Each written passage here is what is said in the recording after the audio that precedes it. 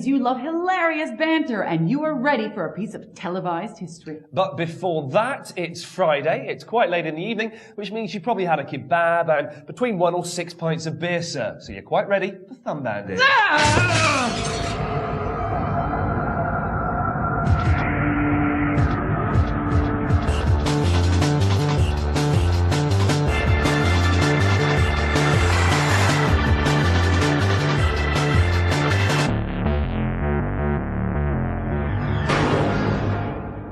Yes, welcome to Thumb Bandits. We're the cure for your midwinter blues. Stay tuned for a look at robotic dogs, weirdo experiments, and we'll be looking at some of your fave games from the home computer era. You love it, you nostalgia sluts. But first, the waiting is over. The man with the porn star name and the dodgy mullet is back. Yes, Ian is taking a look at Solid Snake's latest adventure. Who goes there? Shalashaska. What the?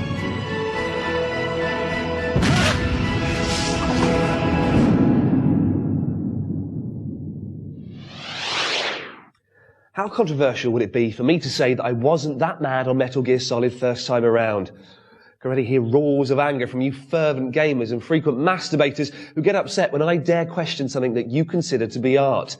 But I got bored and never went back to it. That, to me, isn't a good game.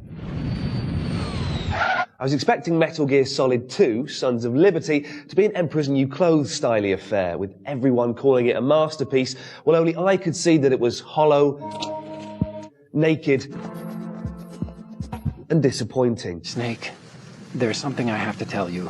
What?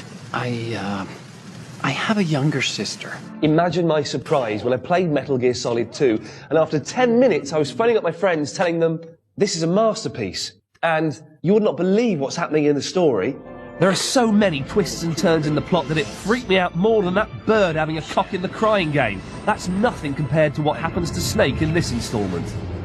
In fact, the only thing that slows the story down are the ridiculously long and increasingly irritating codec sections. You remember this is the two-way walkie-talkie chitty-chat that goes on forever and looks so dull. Flick through them as quickly as possible to ensure they don't fuck up your enjoyment of the game. Graphically, you couldn't ask for much more. Although completely different from the gothic majesty of something like Ico, this is nonetheless almost perfect. The scenery is stunning and the movement of the characters is incredibly realistic. Just hide in a locker and watch those guards through the grill. They look so menacing and move with a degree of intelligence much more noticeable than in the first game.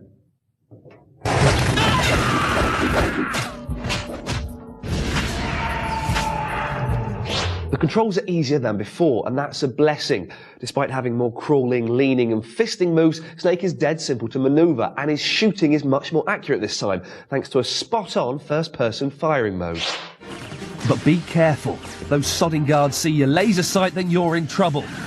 Because I care for you, despite everything you say, I can't tell you any of the story. It wouldn't be fair, but it is pretty good, and as you know, I'm not really a fan of game plots. I completed it in about 27 minutes. That didn't spoil my enjoyment of the game. Most of the fun comes from hiding round a corner, waiting for a guard, so you can jump out and palm him off.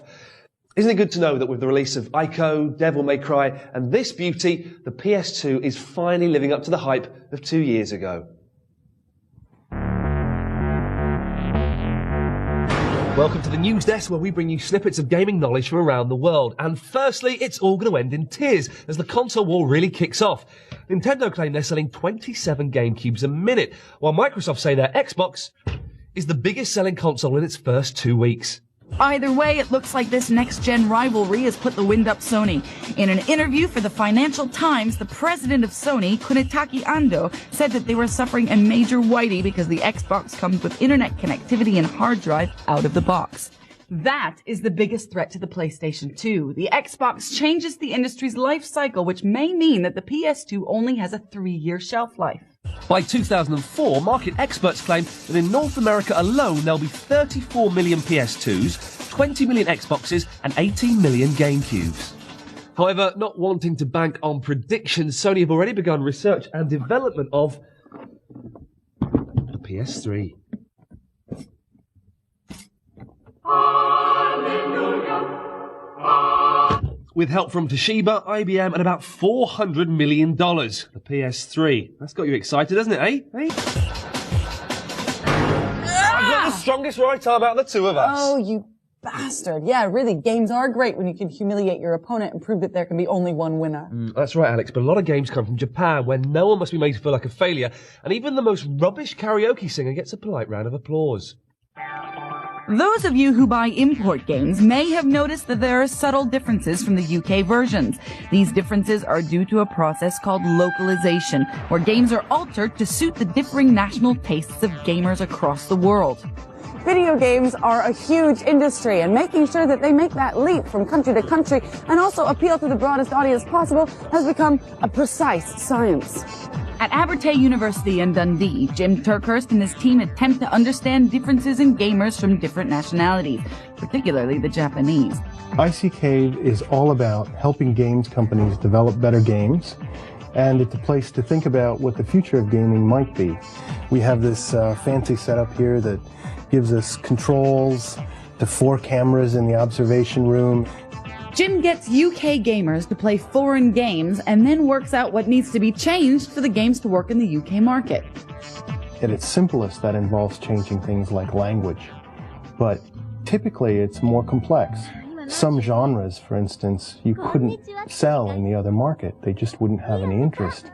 Or if the genre would sell, maybe certain aspects of it are not considered appropriate. Typically, these involve issues like violence and nudity. Games that have been changed by the localization process are the Final Fantasy series, Dead or Alive 2, and Fantavision. But why go to all this trouble? Well, it's a rhetorical question. Don't answer it. It's bloody obvious. Cash, pounds, dollars, lira, yen, groats. Maybe not groats, actually. This is gonna be a match to remember. Fight! Japan is really the home and still the center of the computer games industry. It's more than the fact they manufacture the consoles there, though, and have the great developers. Games are an important part of Japanese life. However, some of the games they play are very different from some of those favoured in the UK. They like role-playing games. I think these are popular because Japanese players seem to like to have a reason for why things are happening. You see that even in their fighting games where they don't fight because they want to. If you listen to the audio, it usually says that honor demands. Also, there's a lot of emphasis on skill in Japanese games. That's often why you see all of the statistics at the end of a game or at the end of a level. If you play with your friend at home, it's very difficult to beat them, because that would be sort of impolite, you know, to thrash your friend at a game. You want to play just about at the same level they do. Well, it takes all sorts, I guess. Vive la difference, I say. I'm gonna kick your ass.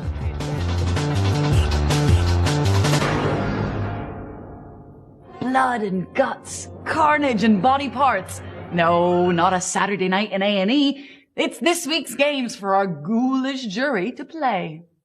Words of wisdom will come tonight from Paul, Scott, and Jackie. One must keep his friends close, Raziel, and his enemies even closer. First up is Soul Reaver 2 for the PlayStation 2. Now, confusingly, this is actually the third in the series that sees the main character, Raziel, kicking vampire ass across the strange and twisted world of Nosgoth. This is a PlayStation 2 upgrade. The plot sprawls across 20 hours of gameplay in which Raziel discovers why he's responsible for both the destruction and the salvation of his much-loved homeland. But what do our moaning jurors think? I thought Soul Reaver 2 was a very good game. I have to admit, I didn't play the first one, but I'm quite tempted to go back and give it a try. The graphics in this game are fantastic. I was a big fan of the first game. Huge, big, dark environments. In PS2, they're even better. They blew me away. The Soul Reaver world is beautiful. The graphics are fantastic. And my favourite bit is when you get to warp from the normal world to the gnarled, spectral world. Next is Vampire Night for the PS2. Forget your garlic, your wooden crucifixes and your steaks, and instead break out your gun-con light gun for this stake 'em up. I meant to say shoot 'em up. We're here at last. Yes. How long I've waited for this moment. This game is from the makers of the House of the Dead series. It seems that you have to kill everyone that doesn't look quite right, but in fact you can save some lucky humans if you're a good shot. The best thing about Vampire Night is the sheer pick up and play factor. Your mates come round, get the game in, get the gun out, have a blast. Well, it's not just shooting as fast as you can. There's a bit of a strategy. There are some people that have growths on their heads and you have to shoot these off. I love the fact this game is just like a Japanese manga cartoon. It's like watching the cartoon and shooting the bad guys. What more fun do you want? I thought I wouldn't make it. Thank you. Out now for the PC, Golf. Developed by Piranha Bytes, it boasts an array of 250 non-player characters that are fully interactive. You progress through the game by fighting monsters and solving riddles. How original. Where do you think you're going? With this game you have to play it for months and months and months to get any reward. You can't just pick it up and expect instant gratification. You have to invest a lot of time in this game. If your idea of fun is wandering about talking to a lot of people, you'll like this game. I personally like Shenmue and Dreamcast, so this is really my kind of thing. Well, you don't have to have thick black eye makeup and stripy tights to like this game. I think anybody would like it. It's a classic role-playing game. Ask my friend Drax here. He knows more about these things than anyone. So there we have it. In third place with a stake through the heart, it's Gothic. In second place with just a clove of garlic to rub around its plums, it's Vampire Night. But this week's winner, getting to turn a beautiful young virgin into a member of the undead, it's Soul Reaver 2.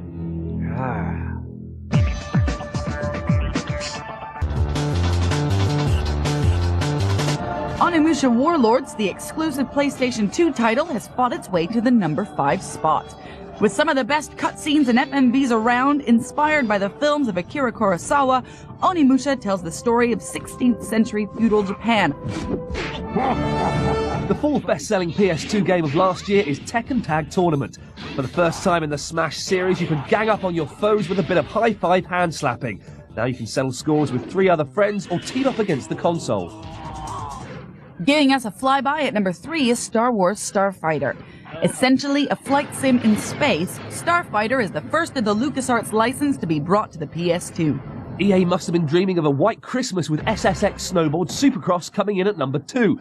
Almost as preposterous as the sport it's based on, the locations for SSX vary from an iceberg in the South Pacific, the Aloha Ice Jam, to the indoor snow-covered pinball machine arena, the Tokyo Megaplex. But in the number 1 position is, of course, Gran Turismo 3, A-Spec. GT3 broke all first-week sales records when it careered onto the shelves earlier this year, and it's easy to see why. Choose from more than 150 authentic world-class automobiles, tackle 18 courses, including 2 new tracks, Monte Carlo and the Tokyo Race Circuit.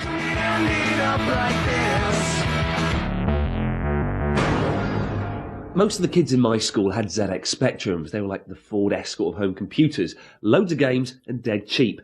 But a lot of parents weren't that happy about their kids playing computer games. To them, it was like them glue sniffing or head banging. But one thing that adults generally agreed on was a computer that was educational would be a good thing. Cue the BBC Micro. And this is its story. The BBC had a TV series called The Computer Programme. Very clever, you see. But they needed a machine for it. So the corporation drew up its requirements, then sat back and waited. And finally, along came a small company called Acorn. It made appearances on Tomorrow's World, The Adventure Game, Doctor Who, which had also provided some of the graphics and special effects, and had an entire series based around it, including making the most of Micro Live, and Computers in Control. And if that wasn't enough to convince middle-class parents, the BBC also became the official computers that schools used. The BBC Micro had sprite graphics, which means a lot of the games looked a bit shit even at the time. Let me explain what sprites were. If we imagine that this gorgeous Danish pastry is a character, and on a spectrum, this would be just one sprite. If we assume that this cheese grater is also, I don't know, a castle or something, and it's also a sprite graphic on a spectrum, these 2 graphics will be able to pass in front of each other, behind each other, without causing any interference. On a BBC, because each image is made up of tiny, tiny pixels, they can't actually go in front or behind each other, so they have to pass through each other. Sort of a bit like this, really. As you can see, that's a bit messy, isn't it? Still, you could get decent titles like Chucky Egg, Castle Quest, Citadel, and its finest hour, Elite. Having passed your interstellar pilot's exams, you're supplied with the Cobra Mark III trading and combat craft. The aim of the game was to trade your way to a fortune and to kill anyone who gets in your way. Just the thing for 1980s teenagers. This sold over 1 million, but the BBC and Acorn became synonymous with education, and we all know that is not cool for the kids. Model B was replaced by the Master and the Archimedes, but really its days were numbered, because the Nintendo Entertainment System was just around the virtual corner. Nostalgia, where would we be without it? Everybody's getting in on the act, from films, fashion, television, and computer games. Well, they're the worst culprits. Most of the old ones look crap now, and instead of being brave and coming up with new genius ideas, developers are simply recycling old classics, like Maximo for the PlayStation 2. It's borrowed from Capcom's original arcade hits, Ghouls and Ghosts. You get the gist, you've got to thwack the undead with a variety of weapons across 30 engaging and interactive environments. You are Maximo, a young monarch who returns from war to discover that your kingdom has been appropriated by Achilles, the bad guy, who marries your sweetheart and then murders you. So, contrary to modern gameplay convention, you start out dead and have to end up alive. Your mission is to stop Achilles from raising evil beings from the afterworld to serve as his army of minions. Your evil dead foes are event triggered, which means that you can watch them wait for you to cross an invisible line before they hobble over and try to attack you. They're not the smartest enemies I've ever been up against. But most irritating of all is that it's extremely linear. With all this beauty around, I just want to explore my surroundings. Look behind the nearest gravestone. Peer over the closest cliff. Pop down the adjoining hallway? I wanted to find an alternative route, but I was thwarted by level design, obstacles, and bad camera. Still, it's the little touches that save Maximo. He sports red heart boxer shorts, there are 40 lovely power-ups, and the music is nice. Maximo passes the time. It's not offensive, it doesn't smell bad, and if you get it as a gift, don't throw a temper tantrum and chuck it against the wall. But do trade it in for Jack and Daxter, and try and live in the now. The old days weren't all that great. Maximo is available to buy on the 15th of February. Last year, some 170 games were released for the PlayStation 2. That's a lot of titles. Some of them were good, some of them were absolute cack. But what about next year? What will we see then? That is amazing.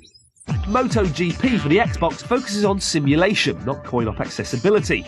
Using a game engine developed by Climax's specialist motorsports team, the handling looks to be more sophisticated, and the power of the Xbox certainly adds a bit of fairy dust to the graphics.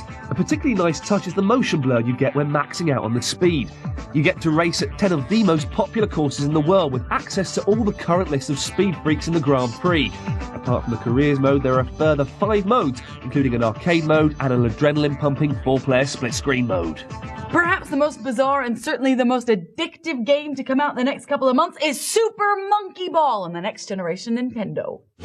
Early reports say that this is the GameCube's golden launch title. There are 110 levels, but the real fun starts when you access the 3 new game modes, Monkey Race, Monkey Fight, and Monkey Target. The coolest thing about these gamettes is that they could be realized as self-contained releases in their own right. Jet Set Radio's unique look has spawned a whole host of copycat games, from Sega's Sonic Shuffle to Nintendo's new Zelda game. And here's a sneaky peek at the latest, it's Cell Damage on the Xbox. Don't be so irritating. Cell Damage is a cartoon-style driving beat-em-up. Your car will swing from vines, deliver a sucker punch with a boxing glove, and bounce off cobwebs. This game looks like it should be a piece of piss, a walk in the park, a party game to have a few laughs with, but it's as difficult as hell. Oh, hi! Whilst I'm making my way around the track, why don't you make your way to our website at www.channel4.com/thumbbandits. On next week's show, we get the lowdown on the chunkiest console there is, the Xbox. Between 1 or 6 pints of beer, sir, which means you're quite ready. Fucking hell. Sorry, I was adding too many words. Find good help these days. It means that fucking hell. From Sega's Sonic. And if you get it as a gift, don't throw a temper tantrum and trick it.